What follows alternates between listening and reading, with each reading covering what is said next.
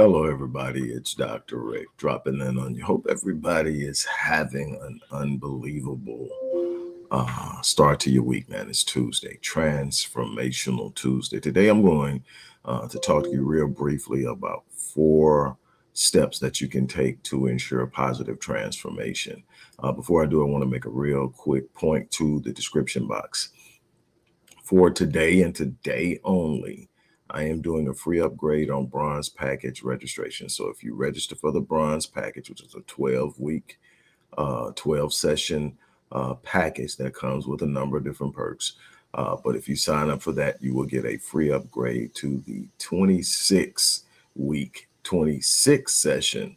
Those sessions are with me. And not only are you going to get that, you get premium content in additional to personalized assistance, exclusive webinars, enhanced networking in the Epic Realm community of high achievers, which is basically a gathering room for former clients who are doing some extraordinary things, and you get to be a part of that at no additional charge. But this free upgrade is for today only, ends tonight, which is Tuesday, August 9th. It ends tonight at 11:59 p.m. But this is a free upgrade from the 12 session package, which is $3,500, to the gold package, which is normally $79.50. So you definitely save significantly more than half off, and you get all the benefits, and you get 26 sessions with yours truly.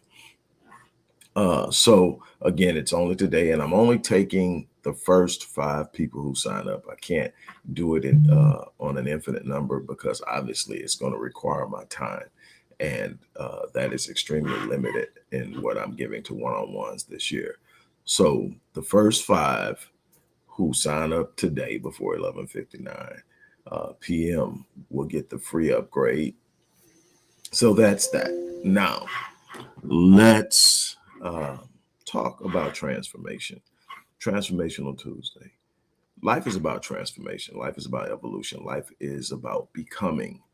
You've heard me say this, I don't know how many times, that we don't get what we want. We get who we are. We get what we are capable of becoming. Life is about becoming the person you were designed to be, becoming the person necessary to produce the things you desire. There's nothing you can't have. It's whether or not you are willing to put in the work to become the person capable of doing it, capable of having it, capable of earning it, capable of creating it, whatever. It starts with you. And so, what I want to do is I want to talk about 4 key steps that are necessary for positive transformation. So, let me first start by sharing this truth with you. You are, whether you realize it or not, in a constant state of evolution, a constant state of change. You are changing. You can't stop change. Change is happening constantly. Every second, there's a biological progression of change. There's an environmental, linear, and other elements and components that are a part of this inevitable reality that you are a part of an ever evolving, ever changing world. Now, here's the thing: you can move in a default setting and let life shift you around, move you around, and be the victim of your circumstances, or you can sit up and say, you know what, I'm going to take the reins of my life. I'm going to take my personal sovereignty. I'm going to take the reins of my personal sovereignty, and I'm going to have more control over my life. Does that mean that you control all the circumstances and the situations of life? Absolutely not. There are just certain things outside of your control because there are other people out there making choices and decisions that you don't control that produce situations and circumstances. But what you can do is, number one, create the environment where you're very informed, educated, and aware of the moves you make, the choices you make, and the consequences, ramifications, implications, and rewards that come from your decision. And then you start to make decisions from that educated perspective, and you now control the frequency of the difficulty, the frequency of the situation. There's just going to be some things that are coming because, number one, these obstacles, these points of resistance aren't meant to destroy you. They aren't meant to tear you down. The isolation that you experience sometimes isn't a process of you being isolated for destruction. Sometimes God is isolating you to set you apart for the preparation of the things you need to do. Sometimes you're in the midst of something that you can't grow in. Sometimes you're in the midst of something that's stifling your ability to generate or become. And so you can be moved in places that are very uncomfortable because you're used to things being somewhere. I tell people all the time that you really and truly need to learn how to become comfortable with being uncomfortable, because this level of discomfort uh, is a part of the transformation. It's a part of becoming. If you're in a comfort zone, that means you're in a place that you're familiar with. That familiar place is a connected place to your familiar past. And what it will do is give you a very predictable future that will not be what you say you want it to be, but a reflection of your past, a reproduction of your past. And what you're going to have to do is get outside of that, get into this place that's outside of your comfort zone, and start making moves, start making decisions. But you want to make educated decisions. So you need to invest in learning, invest in knowing, invest in growing. You should be growing intentionally. You should know where you're going and grow intentionally. So that leads me to step one. Step one is clarify your vision. You would be surprised how many people I come in contact with who simply don't know where they're going, simply don't know what it is they want. They know they want something better. They know they want better finances. They know they want a better job or a better career. They know that, you know, they want better relationships and all these things. But when you ask them to define it, when you ask them to define, well, what does more money look like? What will it take? What's the number that you need to hit in order to say that you've achieved your financial goals for your life? What's the number? They can't tell you. Well, what is it that you want? What impact is it that you want to have with your job? How much do you want to earn on your job? All these different things with your career.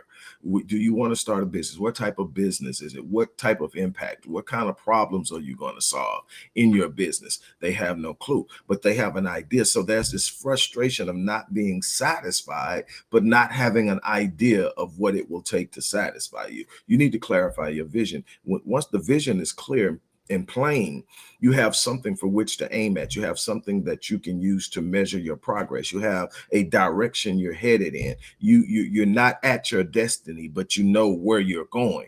And that is so important in this transformation. You want to be in control of what you're becoming, because you are changing, but you get to control what you're becoming by what you consume, by who you put yourself around on a regular basis, by what you're willing to accept and what you're willing to reject. You're going to determine your transformation. If you just sit back and go into default mode, life will give you who you are on your job, in your relationships, in your finances. You have a responsibility to sit up and say, this is what I want. This is what I'm willing to do. You're never going to get beyond what you're willing to do. Are you willing to go the distance? Are you willing to make the sacrifice? I said this earlier. You're making a sacrifice, whether you know it or not. You're making a sacrifice, whether you can um, understand it or not. See, if you don't make the sacrifices you need to make to have the things that you want to have, then the things you want to have become the sacrifice. See, there's a sacrifice regardless. See, if I don't sacrifice time, energy, effort, focus, commitment, and longevity and resilience to any goal that I set, if I don't make the sacrifice to make it a priority, to put down the menial things and uh, the things that have very little intrinsic value, to focus on the things that really truly matter, what happens is the things that matter that I say I won't become the sacrifice. I don't get them. So I'm either going to sacrifice some of the what people would consider pleasures in order to become, or I sacrifice the values, the progression, the growth, the ability to become and to have the things that I say I want to have. So at some point, you're going to have to give of yourself. You're either going to give of yourself on the front end, or you're going to give of yourself on the back end. That used to be this commercial back in the 70s. And it used to be a mechanic, and I think it was about an oil change. I could be wrong. It was maybe a Fram auto filter or auto oil change or something like that. But the guy will always say, "Now you can pay me now, or you can pay me later." And what you're saying is, you're gonna pay up front to maintain it and sustain it and grow it and make sure it's okay, or you're gonna pay on the back end when it breaks. It's the same thing with your vision. You're either going to pay on the front end by proper prioritization, proper focus, proper commitment, properly doing the things that matter, or you're going to pay on the back end with sacrificed dreams. So it's up to you. You're going to have to, at some point, prioritize. You're going to have to, at some point, put some skin in the game. Number two, reprogram your thinking. You cannot change any of your current situations without changing your thinking. I believe it was Albert Einstein that said, you can't solve a problem by using the same thinking that created. You're going to have to shift some paradigms. You're going to have to shift how you move. You're going to have to literally flood your mind with new ideas with such consistency that they create these new neurons that fire. And the more you engage them, the more they fire, and the more they set in, and the less you engage the old way of thinking, the more those neurons start to atrophy and dwindle and eventually go away. But you've got to reprogram. You've got to spend time engaging a new way of thinking, a new way of talking, a new expectation, a new standard. You've got to literally talk it every day, even when you can't see anything from it. It's speaking things that are not as though they were, is what they say in the Bible. But you got to, some people say fake it till you make it. It's not about faking it. It's about understanding that at a certain level, I already have it. Because what did God tell Job? He said, you shall declare a thing, and the moment you declare it, it shall be established for you, so that light will shine on your path. Let me tell you something. You got to watch what you're saying about yourself, because your self-talk is the program that your mind and your subconscious is running.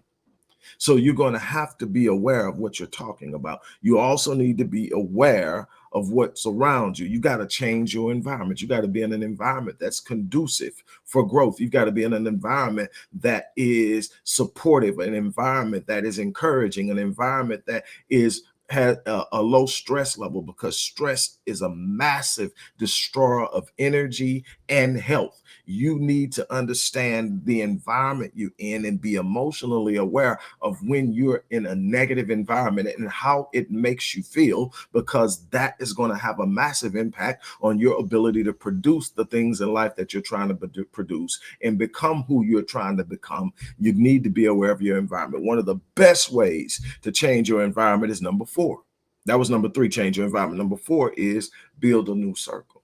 You need to build a winning circle. You need to build a circle of people who've done what you're already trying to do. People who are literally laying the foundation and the blueprint and are giving you the information you need and the encouragement. Then you need to put some more people in your circle who are pretty much where you are trying to go, where you're trying to go, trying to reach the same level you're trying to reach, so that you can encourage one another, so that you can hold one another accountable, so that you can look to the others in the group that have already done it for guidance and measure your steps. And then you need 1 or 2 people who have the same drive you have, but are a little bit behind you, so that you can pull them along. See, you need to feed while you're being fed. It's how things keep going. So you need to have a circle of people who will let you set your life on fire, then fan the flames. You are responsible for the people in your circle. So you're born into your inherent circle, your inherited circle. You don't choose it. You're born into it. You're born into your parents. You're born into your siblings. You're born into your cousins and extended family. You're born into your neighborhood environment. But at a certain point, you get to start choosing. Is this where I want to spend all my time? Do the people in my environment and in my circle really truly serve to lift me, encourage me, inspire me, challenge me, and push me? Or are they supporting a lackadaisical, mediocre mindset that's trapping me in a standardized level of default average? So I am responsible now. It doesn't mean you go around being mean to people that aren't in this space that you need them, but you just know how much time you can give them. You are going to be an average of the 5 people you spend the most time with. The 5 people you talk to the most are going to have the most powerful impact on what you become. So who are you talking to? And I'll give you a bonus, number 5. Find people who are doing better than you. Stop acquiescing to this need to be the one who makes the most in the group, the smartest person in the group, um, the most traveled. Find somebody whose presence makes you a little uncomfortable, not intimidated, but uncomfortable, because you look at them and know you got to step your game up, not to compete with them, but they are challenging you because you know they're not any better than you. They've just done some things differently. I tell people all the time, I'm not better. I'm not, it's nothing about me makes me better than anybody else. My results come from resilience. My results come from a commitment. My results come from choosing how I'm going to move and becoming committed to it. Having a resilient, I cannot mention resilience and being relentless enough. I'm telling you, if you're a quitter, you're not going to get there. If you're going to get to a place where it becomes hot and uncomfortable and you're going to fold up and look for the cool spot and comfort, you're not going to get there, because I guarantee you anything worth having, you're going to find it on the other side of fear, on the other side of pain, on the other side of disdain and dislike, and people, quote unquote, their favorite word, everybody hating on you. You're going to have to be willing to deal with all of that to get the things that you say you want in life that are really worth having. You're going to have to reach out and go for it.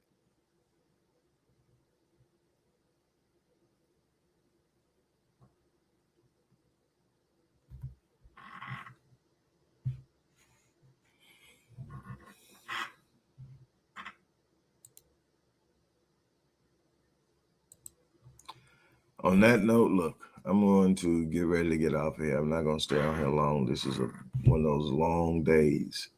Some things I need to get off and get taken care of. But I did not want to miss the day. I want you guys to understand that you don't control your circumstances and situations, but you control your response and your preparedness. You control the mindset and the framing through which you experience every circumstance and situation. The difference between one person who experiences something and the other is how they frame it and how they respond to it and how they allow it to influence them. Some people are going to be victim minded and everything is something that's destroying them. Oh, woe is to me. And then there's going to be somebody that's going to sit up and say, it only makes me stronger. This means something better is about to happen. I'm going to press through this thing no matter what. I'm going to push through it no matter what. I'm not going to be stopped. I'm going to finish what I started. I'm going to go the distance. When you make up in your mind that you're going the distance, you're going to find out that you're going to have some bumps and bruises, some ups and downs, some hiccups, but you're going to look up and you're going to say, man, I finally got that done. I remember when I was thinking that was never going to happen, but I didn't give up, and look at it now. I've published 26 books, but I had to write and publish the first one, and it wasn't anything easy about it. But it began something in me of being able to express the passions and the knowledge that I have in one way. I've written thousands of articles. I talked about that earlier. I even teach people how to do that and earn money doing it. Look, that's just one thing. Everything started with me sitting up and saying, I got a long way to go, but I'm not going to give in. And then going the distance. Sometimes the distance turned out to be a lot longer than I initially anticipated, and a lot more time than I initially anticipated. But I refused to give in. I refused to relent. I refused to turn back. You've got to be willing to sit up and say, you know what? No surrender, no retreat. When you do that, unbelievable things happen. And so, again, I'm getting ready to get off of here. As I said at the beginning, for the remainder of the day, I'm taking the first 5 people who are willing to register for the bronze package, which is a one-on-one with me. And I'm not doing a lot of those this year. A one-on-one with me, 26 sessions. That's a half a year. It's 26 weeks, a half a year of working with me, 6 months, putting things together, getting you set up, and it's for the price of 12 weeks, the bronze package. Now, again, um, This isn't for everybody. This is for people who are really, really ready to step in. Now, the thing is, we do have afterpay. So you can break that down into payments, anywhere from biweekly payments to out to 6 months, depending on what you qualify for. Afterpay will tell you that, but you have that option, or you can pay in full. But the link is in the description box. Sign up. I'm taking the first 5 or 2, and the offer ends tonight at 11:59. I think that's it. Look, as I always say, I live my life on full. Man, if it's anything I can tell you, live your life on full. I live my life on full because I want to leave this place on E. When I die, I'm going to die on E. People say, what are you talking about? I'm saying that you have potential. Every day comes with a potential associated with your gift of the amount of impact you can have in a day, what you can give that day in energy, effort, and impact. Some days the impact is different, but the energy and the effort should always be the same. And you wake up every day and you give it, because when that day is gone, it's gone. You got 86,400 seconds in a day. Some of that's going to be sleeping and resting, which is absolutely necessary and required for you to be at your best. Some of it needs to be spent with loved ones and family, because that's what this is all about. But when it's time to put in, it's time to put in. Give it all. Don't leave it on the battlefield. Don't put off tomorrow. The great Dr. Miles Monroe, rest his soul, would say that the graveyard is the wealthiest place on the planet. And what was he saying? Hey, man, look, go to the graveyard. You're going to find people who didn't write books that God gave them to write, that their dreams and visions and passion inspired them to write. Books not written, companies not started, inventions not invented and created, ideas not explored, problems not solved, because people didn't step out into the vision. People didn't step out and reach for the dream. People didn't push beyond the barrier of discomfort. That won't be me. When I leave this place, I'm going to die on E. I will die having given all of me to this thing. I tell people all the time, the first half of my life was about me. It was about me proving what I can do, proving where I can go, proving that I can make it out of the hood, proving what I could drive, where I could live. The second half is about my legacy. You know, that thing that will speak of you after you're gone. See, nobody's going to remember 10 years after you're dead. Nobody's going to remember what you drove in 2005, 2010. Nobody's going to remember that. Nobody's going to remember what you wore to whatever event. But if you touch a life, they'll remember. If you inspire people, they'll remember. If you change the environment around you and others, they'll remember. You are writing the legacy that will speak of you or not. Now, on that note, look, I'm going to get ready to get out of here. Again, I want to thank you guys for allowing me to take up your time this morning. Again, have an unbelievable remainder of your day. I'm out.